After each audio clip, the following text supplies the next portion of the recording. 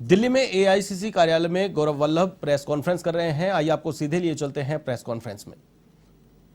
मामलों में आपकी इतनी लंबी और इतनी गहरी चुप्पी क्यों है? कौन लोग हैं सरकार में जो आपको ऐसा करने से रोक रहे हैं? साथियों, पिछले 8 साल में हमने देखा कि भारत सरकार के जो भी झूठे भ्रामक क्लेम्स थे वो एक एक करके ढहते रहे। Tall and false claims of government एक एक करके गिरते रहे। पिछले 2 सप्ताह में कांग्रेस पार्टी के पूर्व अध्यक्ष और हमारे नेता श्री राहुल गांधी जी को 54 घंटे तक की ईडी ने पूछताछ की, पर 2 मामले आपको बहुत लेटेस्ट मामले आपके सामने रखूंगा, वहां पे ईडी चुप है। हम पूछना चाहते हैं उन मामलों में इतना सन्नाटा क्यों है भाई? पहला मामला आता है, ये मैं भी नहीं कह रहा, सरकार भी नहीं कह रही, देश का कोई एजेंसी नहीं कह रही, पर श्रीलंका की स्टेट ओन्ड, श्रीलंका की सरकारी इलेक्ट्रिसिटी बोर्ड जिसका नाम है सीलोन इलेक्ट्रिसिटी बोर्ड, उसके चेयरमैन जो उनकी बिजली आपूर्ति करती है श्रीलंका में, उसके चेयरमैन वहां की संसद के सामने खड़े होके, कोई छोटी मोटी जगह भी नहीं, श्रीलंका की संसद के सामने खड़े होके कहते हैं कि हमारे राष्ट्रपति श्री राजपक्षा, श्रीलंका के राष्ट्रपति श्री राजपक्षा को मोदी जी ने प्रेशर डाला। ये मैं नहीं कह रहा, श्रीलंका बिजली विभाग के चेयरमैन कह रहे हैं कि मोदी जी ने श्रीलंका की बिजली बोर्ड पे प्रेशर डाला उनके राष्ट्रपति के मार्फत कि विंड पावर प्रोजेक्ट का काम श्रीलंका में अडानी ग्रुप को दे दिया जाए। मैंने भी नहीं कहा ये उनके बिजली बोर्ड के चेयरमैन कह रहे हैं। क्या हमारे देश के प्रधानमंत्री प्राइवेट पार्टीज को ठेका दिलाने के लिए बने हैं? क्या हमारे देश के, भारत जैसे महान देश के प्रधानमंत्री किसी कंपनी के एजेंट के रूप में काम कर रहे हैं कि ठेका अडानी ग्रुप को दिलवा दिया जाए? क्या ईडी और अदर एजेंसीज ने इस पे जांच करना उपयुक्त नहीं समझा? वहां पे इतनी खामोशी क्यों रखी गई? अरे हम तो 54 घंटे की जांच करके भी आ गए और आगे भी हर अग्नि परीक्षा दे देंगे, हमें कोई चिंता नहीं है। पर वो लोग जिनका नाम श्रीलंका के बिजली बोर्ड के चेयरमैन पार्लियामेंट के सामने कहते हैं कि मोदी जी उन पे दबाव डाल रहे हैं श्रीलंका की सरकार पे कि विंड पावर का प्रोजेक्ट अडानी को दे दिया जाए, क्या उनके ऊपर ईडी की पूछताछ नहीं होनी चाहिए? क्या एनफोर्समेंट डायरेक्टरेट, जो कि आज सरकार की एनफोर्सिंग डायरेक्टिव्स बन चुकी है, क्या उन्होंने इस पे संज्ञान लेके मोदी जी को सम्मन दिया? क्या इसकी जांच की कि क्या इस बात में कितनी सच्चाई है कि श्रीलंका का बिजली बोर्ड का चेयरमैन खुलेआम अपनी संसद में बोलते हैं कि मोदी जी उन पे दबाव डालते हैं उनके राष्ट्रपति पर कि विंड एनर्जी का प्रोजेक्ट अडानी को दे दिया जाए? क्या इस बात का संज्ञान ईडी ने लिया? इतना सन्नाटा उनमें इस बात के लिए क्यों रह गया? कौन उनको रोक रहा था? ये तो हो गया पॉइंट नंबर 1। दूसरा पॉइंट भी लाया हूं और 2 ही पॉइंट की बात करूंगा। जैसे ही 2014 में मोदी जी ने सत्ता संभाली,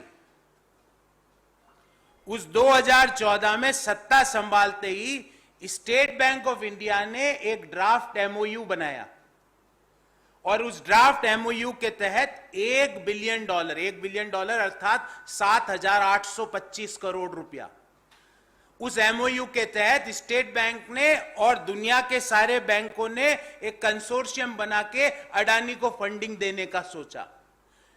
और ये कहां पे फंडिंग दे रहे थे अडानी को? ऑस्ट्रेलिया में माइंस के लिए। जब इसका विरोध देश में हुआ, जब इसका विरोध ऑस्ट्रेलिया में हुआ, तो इस एमओयू को निरस्त कर दिया। बात यही खत्म नहीं हुई।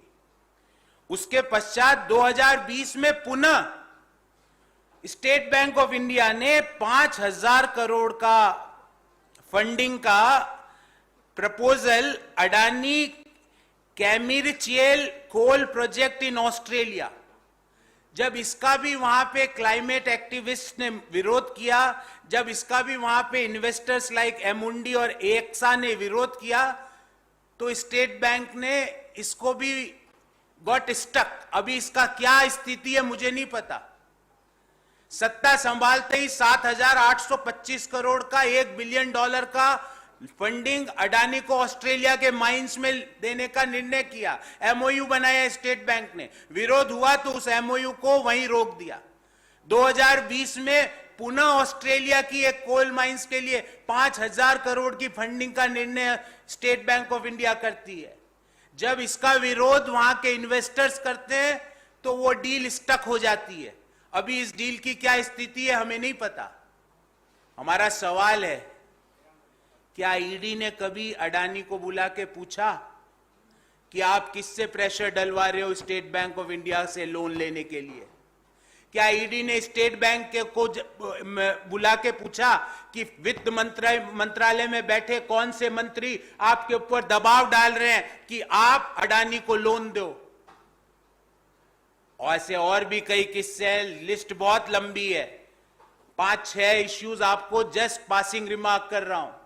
क्या ईडी ने कभी ईश्वरप्पा को बुला के पूछा कि ये 40% कमीशन जो कर्नाटक सरकार, ये मैं नहीं कह रहा, वहां के कॉन्ट्रैक्टर्स एसोसिएशन के चेयरमैन ने प्रेस वार्ता करके बोला, क्या ईडी ने बोमई साहब को बुला के पूछा, कर्नाटक के मुख्यमंत्री को, कि आपके ऊपर चार्ज है कि आप जो भी काम करते हो उस पे 40% कमीशन लेते हो? क्या वहां पे ईडी ने पूछताछ की?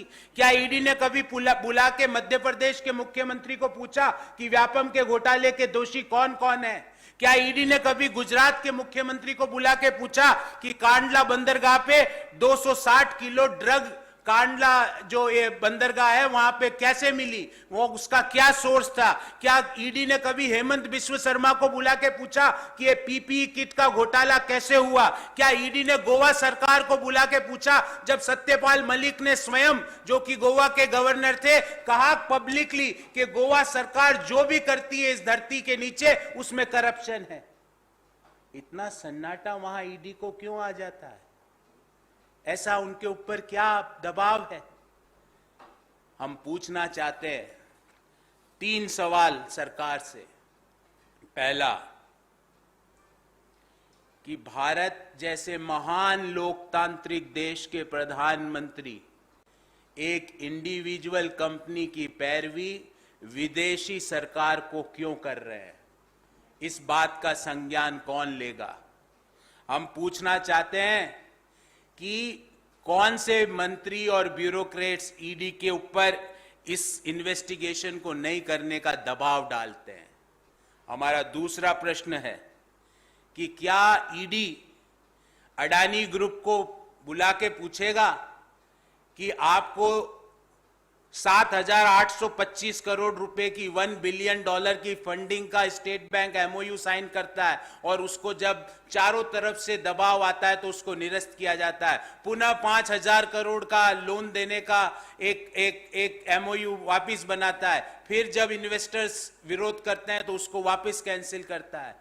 कौन लोग हैं वित्त मंत्रालय में और प्रधानमंत्री कार्यालय में बैठे हुए जो स्टेट बैंक पर दबाव डालते हैं बार बार कि अडानी ग्रुप को फंडिंग की जाए? क्या ईडी ये संज्ञान लेगा?